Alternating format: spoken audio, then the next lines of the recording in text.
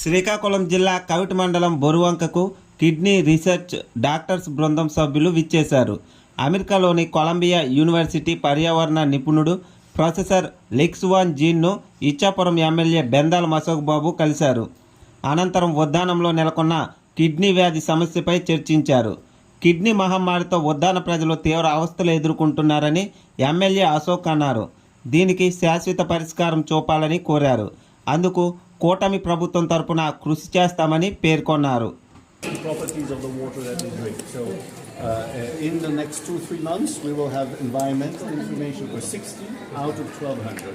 If the results look interesting, important, then we will probably increase the number of